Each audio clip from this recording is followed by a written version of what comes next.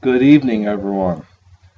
I am James Rosasco, author of the critically acclaimed novel The Legend of Johan the Subtle. This was well appraised by many people like J.K. Rowling, Bill Gates, Devin Hester, and many more. It's like a nonfiction thriller that's so nonfiction it's fiction. Well, a lot of you have read my graphic novel, and I'm going to give the rare opportunity for me to read it aloud to you. And for my readers that may not be familiar with my works, viewer discretion advised. There are some vulgarity, some drug usage, and other things like that. So little kids maybe shouldn't listen to this because they can get the wrong ideas. But it's a very adult novel. Well, anyways, sit back, take some Jameson shots, get some pajamas, maybe wear some nice socks. So, get ready, and I will be reading the story aloud. Here's the start. Once, when I was under the tree, the redness started to abate the wolf-like animal within me. I remember my first recital of the bone marrow, sipping through the ancient relics, known as the Independence of the Lost Tribe. Diversity eluded the marauders as time exploded from underneath the still ocean, and the rainbows hissed with anger. Upon the hedges that subdivided the soul of the lost man, yearned a wolf with two more shadows than yonder. Johan the Subtle was a wise and withering old goon who loved to slurp up soup from the casket in the church where the lights beamed down the ecstasy of life and drowned out the sorrows of the demon eggs in his body. The wooden hands of the dilapidated ancient clock slowly turned upward in a clockwise manner, signaling that it would soon be time to head to the meeting with the angels of light. Fire burned in his eyes as ticks became talks and the darkness ebbed in a coil of madness, and sweat burned down the left side of his face, leaving a thick, ragged rash. As Johann and I departed from the somber old monastery in anticipation of the forthcoming dwelling on the premonitions to be told, the sacred light would guide us toward our chosen path, and from there our destinies would merge into a new order of consciousness. The hobbled old streets looked increasingly menacing as I continued down this intrepid path that leads to an unknown destination or to a place of unfathomable mystery. At the end of the intersection was a curbed sign with an arrow leading me to go left. I did not go left, however, as going left would be to go to the bakery or Al's mechanic shop, neither place I am interested in now. Instead of getting the aromatic and puffy bread, I veered right down the dark and hobbled pathway with no end in sight. Johan the Subtle casually took out his magnifying glass and whispered a few words into the glass, and then a small beam of glowing bluish-red light erupted from the glass, which greatly helped our treacherous trek down the alleyway. The alleyway, which was most likely a refuge of gangbangers, savage dogs, semi-automatic weaponry, and quicksand. Each mellow footstep on the dark, cobbled road sent a cacophony of chills down my spine as the shadows slithered further away into the far reaches of the night. Johan the Subtle, usually quite passive and quiet, suddenly shouted my name, beckoned me near the sound of his voice. The trepidation that was clamoring for me was very unlike Johan the Subtle, very unsubtle indeed. I peered down to where Johan the Subtle was pointing excessively at, and it was a hideous monster, guarding his turret like Al-Qaeda guards nuclear weapons, or Obama guards his Kenyan birth certificate. The hideous and enormous disgusting monster rose to a modest 11 feet tall and roughly 6 inches in size. To accurately describe this beast, it was a lot like the biggest, most venomous spider in the world, but with fangs and claws. Blood oozed hungrily down the side of the monster's left eyelid, as it flowed all the way down, where it merged into the stale bloodstream already on the street floor. I wiped the scourging sweat off my brow as I faced my adversary face to face. A deep, calming breath emanated from my chest, which relieved the tension arising from this predicament I must defeat. This monster just happened to be sitting atop the sewer gate tunnel, where I need to go, so it left me no choice but to slaughter it mercilessly. 3 ravens to the right of me were getting mauled by evil vultures, riling up their bellies. Reaching into my rucksack, I pulled out a glimmering shiny dagger, which cost a ton of money. It was embossed with the red scorpion insignia on it, which is what I'm a part of, born and raised. The luminous dagger I made, special made after my successful initiation, was a completely special breed of daggers. For one, it had the weight of a feather, with the force of a boulder. By calling its true and real name, it will propel itself to you, no matter how far away it is. That is why you never reveal one's special dagger name or weapon to anyone, because they may be part of the resistance and one of your enemies. I hurled the dagger into the cavernous belly of the monster spider, and it stuck in like a dart. The monster ripped out the dagger, snarled, and started hissing like a creepy spider monster. The monster was too big for me to effectively use my dagger. It pounced in the air and snared Johan the Subtle with one of its claws, held him in a vice-like grip. Johan the Subtle was visible and understandably upset, as saliva got poured on him, and his legs were stabbing him all over, leaving massive scars. It looked increasingly likely that Johan would be eaten alive. I thought fast and remembered the lessons that were bestowed upon me, the young apprentice, and remembered what to do in dire need. Abdullah was the name of my sensei who taught me these basic survival moves. Taking out my green amethyst amulet drooped around my neck, I hastily chanted the 5 words I need for it to work. Prakana ergo rambarg palanap revenu. An instant explosion of the most incredible, intense, luminous white light burst out and blinded us all. Johan and I knew to look away beforehand, so we were left only with minor blistering earaches and headaches. The spider disintegrated from the light gods, answering my call, and then my right pinky fell off and disappeared into space. The loss of my pinky left a mangled stump which looked infected, and it was gushing a fair amount of blood. What I didn't know then was that any time the light gods heed to your prayers, you'll face the consequences, and that it will usually mean the loss of a limb. Johan the Subtle awkwardly rose to his feet, which to his relief were still intact. He spat out 2 gnarled teeth, then motioned toward me to go down the sewer gate, which previously a monster was on top of it. End of chapter 1. Beginning of chapter 2. I followed Johan the Subtle as we treaded on down the sewer gate down to the darkness below. The stinky air reeked of grimy mold, and the bacteria in the air floated down my throat, which just made me want to hurl. It took a lot of composure out of me to not throw up all of the eerie sewer walls. Johan the Subtle lit his magnifying glass, and we were able to see clearly where we were. The left wall was a mellow yellow color, like the color of a dried-up sun on a beach day. I could faintly make out some writing on the yellow sewer wall, and upon closer inspection, it was written in a faintly cursive scribe. It was difficult to read, as the wall was peeling drywall, and I could only make out a few of the words. I could make out the words, "When in doubt," "the ceiling," "white light," "over the violins," "Portugal." The message is incomprehensible to me. What in the world does the ceiling, violins, and Portugal have anything to do with each other? I guess we'll not find out the answer unless I find the missing drywall pieces. While the left wall was all mellow yellow, the right wall was in stark contrast to the left. The right wall was covered in large stones interspersed evenly.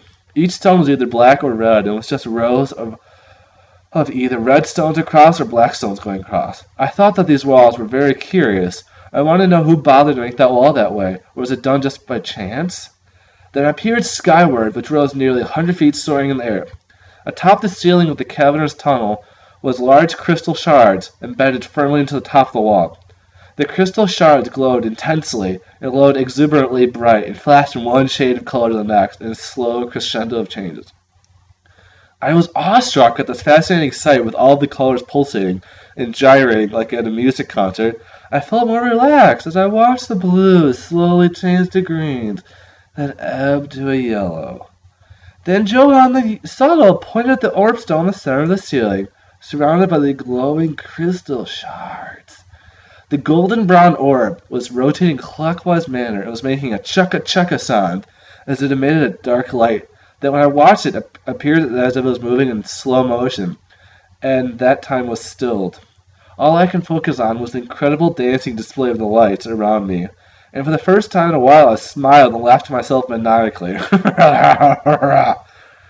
Then Johan yanked my arm and said we could not waste time, so as not to be late for our vital meeting. I reluctantly peeled my eyes away from the ceiling and trudged after Johan further down the corridors in the cavern, which reeked of foul things. I paced 100 strides down the corridor, which left me face to face with a giant dirt mound in the middle, which split up in two paths, veering off to the left and right. Johan the Subtle wrestled his lumpy paw in his pocket and withdrew his golden compass. He pointed his valuable golden compass straight ahead, as he knew that the path we needed to take was west. And so we followed the direction of the golden compass and ventured onto mysterious dirt pathway on the right, which also smelled of burnt popcorn and cabbage in the air. The ground was caked in an eerie oozing mud slime that just made my nonchalant trudging through the miserable slime even more miserable. Johan the Subtle shrieked in pain as his left leg struck something hard. Oof! Ow! Yowzers! Wowzers! I waded through the mud over to Johan the Subtle and inspected his claim to pain. A slight bruising was noticeable upon his leg, which had an orangish tint to it, as well as some measly scratches upon his body. I moved my eyes south to gaze my eyes on what had struck Johan the Subtle, and that's when I noticed it lying there, resting underneath the filthy mud. It was a rectangular-shaped object of average size. It appeared to be a treasure chest of some kind, probably some famous pirate's lost loot or some trunk. I reached down to pick up the treasure chest and pull up out of the ground, but it was a lot heavier than I could possibly imagine. I was only able to successfully elevate it 3 inches out of the mud. I felt as if the veins of my arm and cheekbones were going to bulge out and implode, rendering my arms useless. I asked Johan the Subtle for some help in heaving the heavy, mysterious chest out of the mud. With Johan and I each strapping on to two sides of the chest and holding onto a handle on either side, we were able to pull it out of the grimy mud slowly from our might, and rested on the thin, narrow, solid pathway on the side. As I took out my magnifying glass to closely inspect this object, I was able to see green amethyst emeralds interspersed around the top portion of the chest. The chest was a dull brown color and looked ancient. Johan the Subtle whipped out his handy handkerchief and wiped off the dust covering the chest in layers. There was a message that was carved into the chest, but I was not able to make any of it out, because it was in some language I'm not familiar with. Maybe it was some kind of secret code or some language that no longer exists. I might ask some scholarly friend of mine when I have the chance to do so. I felt a plethora of tension building up inside me as I went through my mind every possibility of what could be inside the chest. It could be full of pirates' gold. It could be a map, or jewels, sapphires, old books, German painting, a dead body, squirrel furs, and the list went on. Instead of continuing to my list, I decided I must open the chest and see for myself. I fumbled with the lock and pulled it up, but the chest was being stubborn as it would not even flinch an inch. Then I started to get worried that I'd not be able to open the treasure chest without some kind of magical incantation or a key. Sure enough, there was a huge spot to fill in the padlock to fit in a key. I am not a keymaster by any means, but by the ridge grooves on the padlock and how old this chest is, the key to this chest would probably be an ancient skeleton key. Disheartened, I tried the next step to opening the chest, which involved brute force. I took out my dagger and stabbed at the lock, and pain shocked through my whole body, as if I got electrocuted. I now knew that the only way to open this ancient treasure chest was by finding some old lost key somewhere in the world. I did not like those odds one iota. Johan the Subtle pointed to some curious element on the chest, which was a red skeleton hidden in the background, hard to see at first. My life is so weird. Johan the Subtle had different training than I did, and he knows different spells and incantations. Because I wanted to find out someday what was in that chest, but it was also so heavy to lug around all through the mud, Johan the Subtle had the perfect solution to my dilemma. Johan the Subtle kneeled down in front of the treasure chest and placed his right palm on the center of the chest, and then rolled his eyes to the back of his head and began chanting. The chanting was uttered in an authoritative manner and with purpose, and then after 2 minutes of this chanting, an aurora beam appeared around the chest and then instantly disappeared. The spell was one of Johan the Subtle's specialty moves, the ability to move one object to another place. The heavier and bigger the object is, the more it wears on the person performing the spells, requires more energy and dedication to the light. With the spell he uttered, he can move an object of his choosing to any place in the world that he has been and that he can picture in his mind. So, the treasure chest will be waiting for me back in my apartment room if I ever get out of this place alive. The one drawback to using the spell is that it takes a lot of energy out of you, and Johan the Subtle was heaving and panting uncontrollably and seemingly gasping for air. I reached into my pouch and gave him a few drops of my specialty blend, made with an abundance of berries that are found in the ravenous forest. This blend is notorious for soothing one's limbs, having the sense of total relaxation settle over your whole body. Johan drank half a bottle of it, and he stopped heaving and panting, and seemed back to normal self. I glanced at my ward's wall to watch, and saw that time is of the essence, and that we should not try and fight fate. So on we marched further down the seemingly endless pathway toward destiny, and where our purpose to be realized. Then a giant boom erupted from somewhere ahead, deafening my ears. The walls started trembling, as there was another boom, then another boom after boom. Rats scurried away to hide from the deafening blows. Rocks started dropping off the walls, piece by piece, and then panic started taking control of me, as thoughts of being trapped in a tunnel under a sewer, caved in by rocks, the only thing I could think of. 3 more quick boom, boom, booms in succession, and the Johan the Subtle was gone. End of chapter 2. Okay. Beginning of chapter 3. Hope you're still following along. Here we go. This is tiring. Come on. Okay.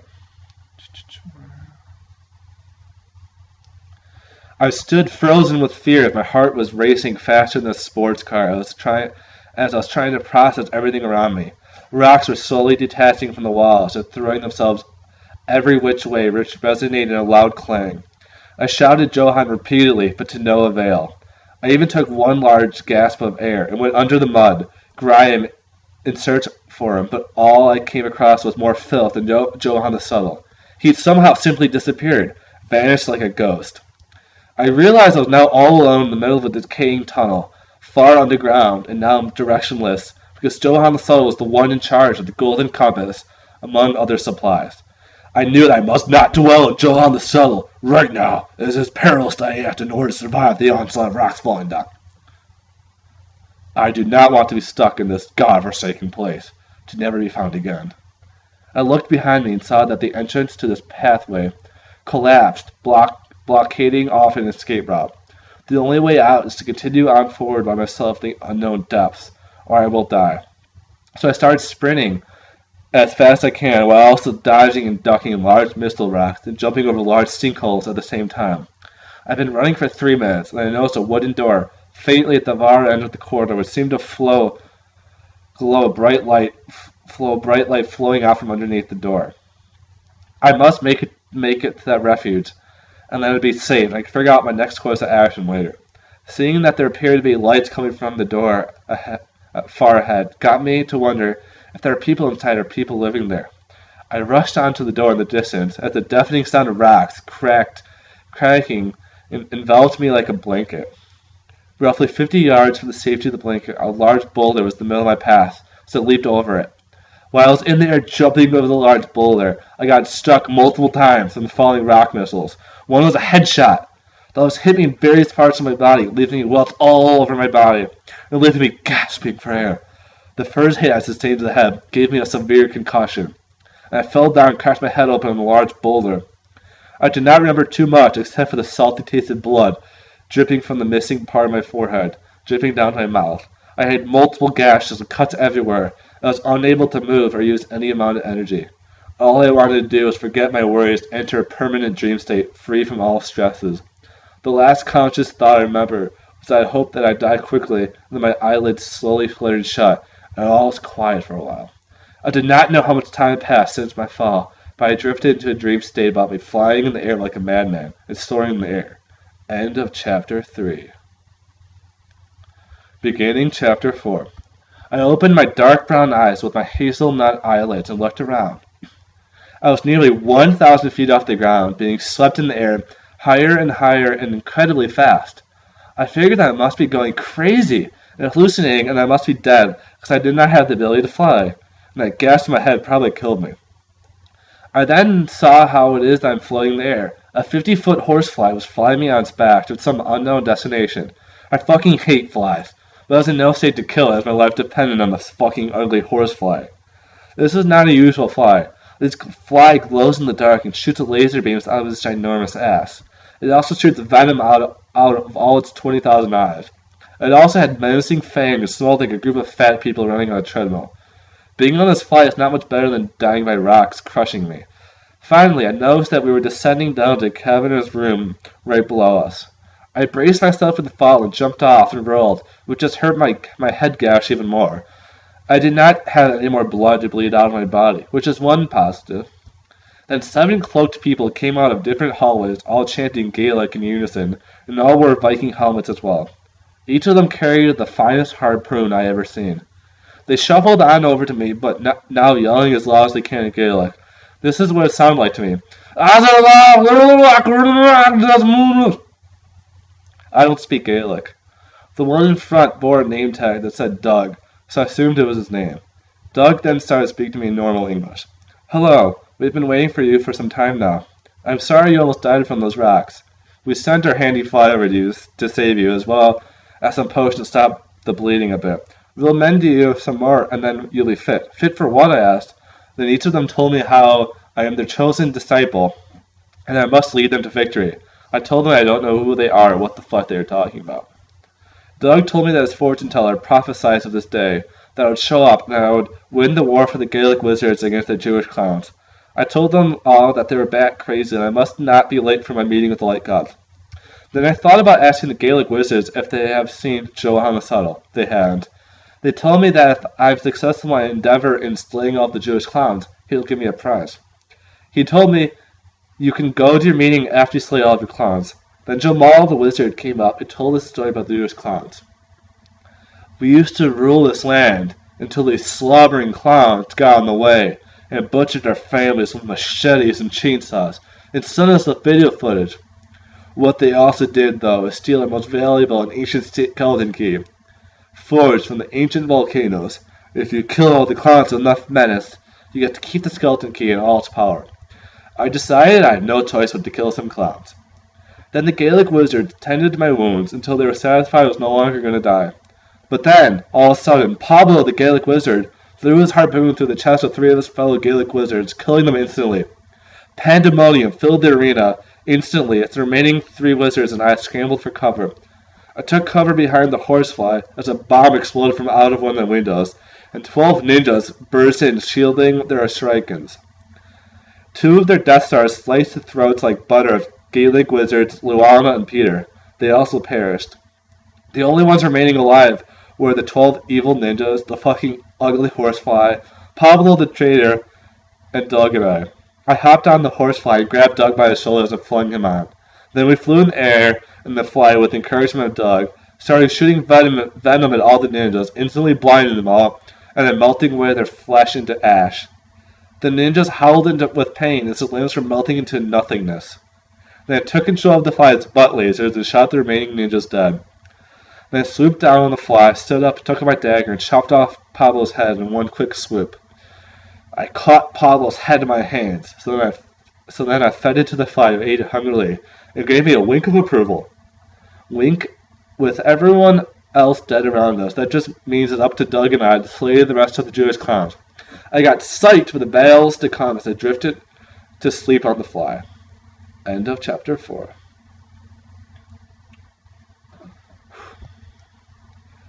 Beginning of chapter 5.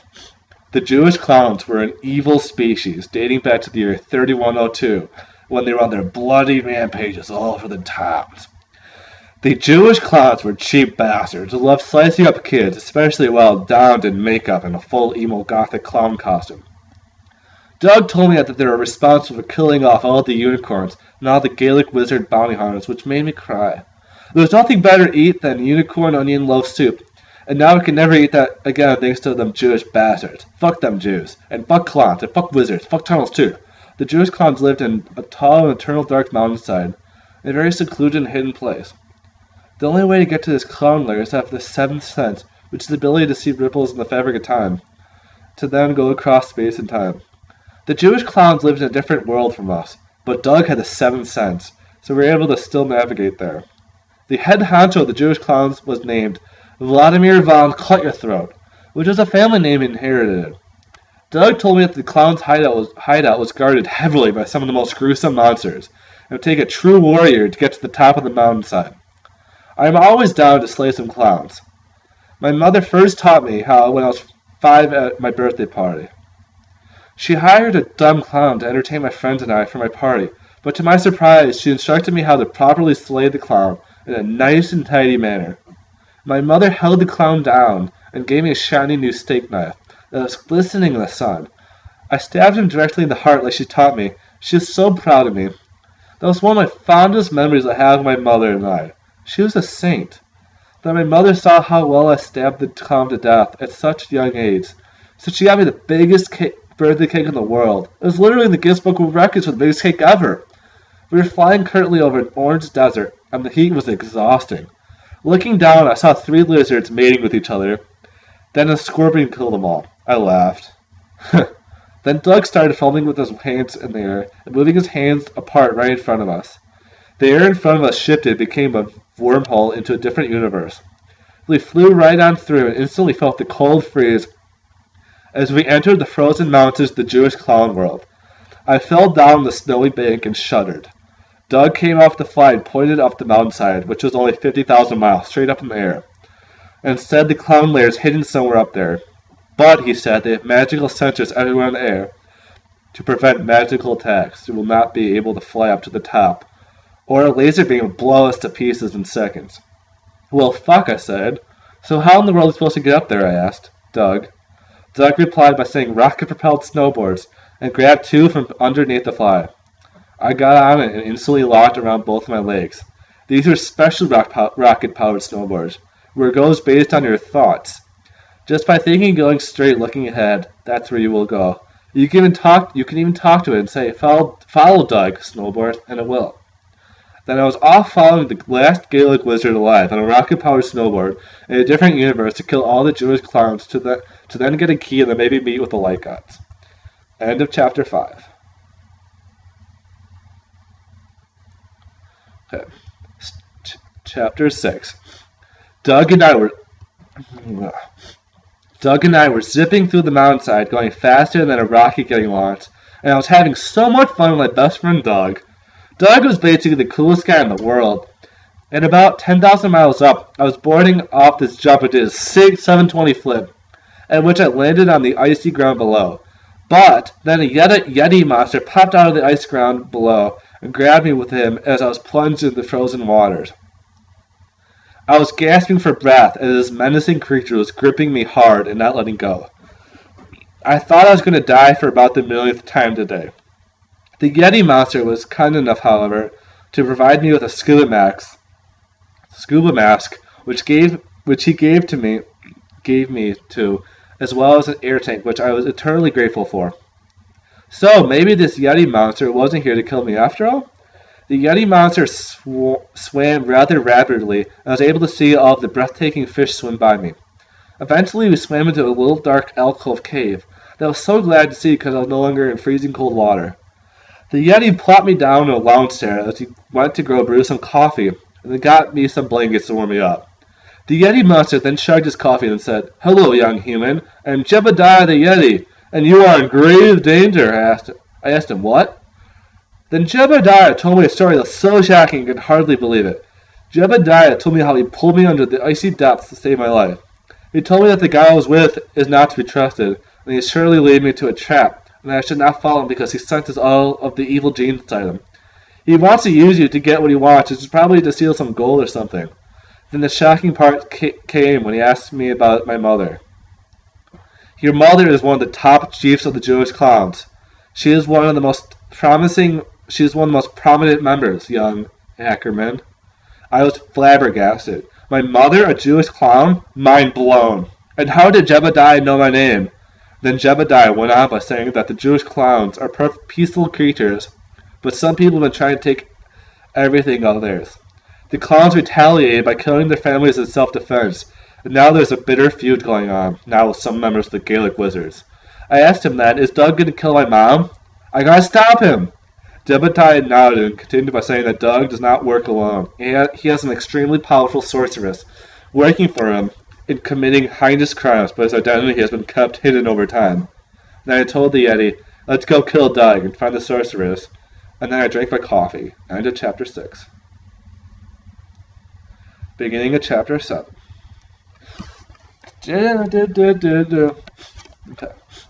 Till they get back on track to fulfill my destiny from all that I have learned from Jebediah.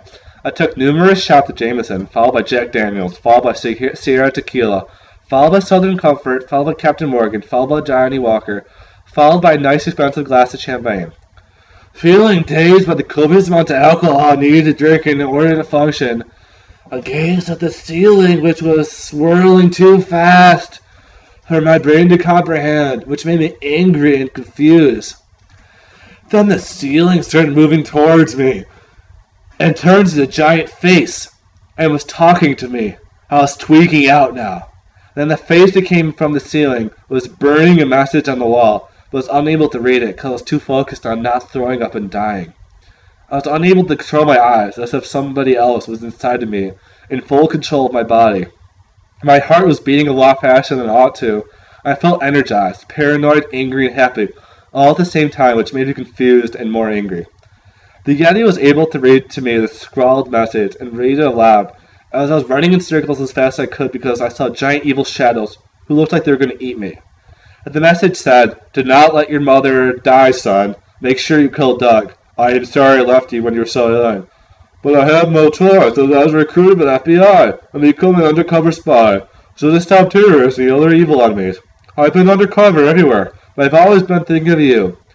Then Jebediah told me that he drugged me in many of the shots I consumed, so I was literally tripping on some serious drugs.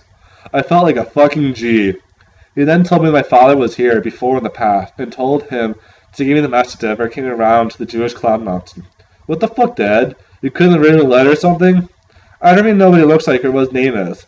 Then Jebediah told me we must leave now, as the drugs I am on will give me the killer instinct to kill Doug, and whomever he may be with. I stumbled on the Yeti's back, wasted, and barely hung on, before the Yeti started spinning away. The trees we passed were so beautiful, I could just stare at the birds all day, but on we went. I threw up all over Jebediah as we were almost near the top. Eventually, we reached a small narrow entrance to a hidden Jewish clown headquarters. So I thought this must be the right way. I fell off the Yeti and fell face first into a pile of wolf crap, which I spat out.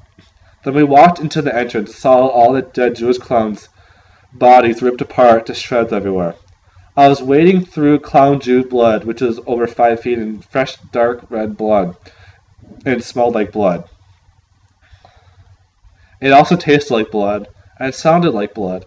Using my deduction skills, I assumed there must have been some kind of battle here that we missed, and all the blood means is some kind of injury sustained. I threw up all over the blood corpses. The Yeti picked me up and we ventured on down the soaking crimson red river, farther down the Jewish clown secret headquarters. Eventually I heard a shriek to my left, so we went on over there, which was a large room, with multiple clowns brandishing machetes and 2 robed figures standing in front of them bearing large swords. The Yeti made a loud noise, and the 2 robed magicians turned around and saw me and smiled like a Disney villain, like I fell into the devious trap. Both of them removed their hoods, and I saw their true identities. It was Doug! And the other one, who must be Doug's sorceress, was Abdullah, my old mentor apprentice! My best friend, my old apprentice, had betrayed me to the dark side, but to what game? I started tripping out, and I could not stop smiling, as I just felt like dancing. The walls were singing to me. Before we engaged in battle, Doug told me a horrifying story, which made me throw up and want to slit him to death multiple times. End of chapter 7.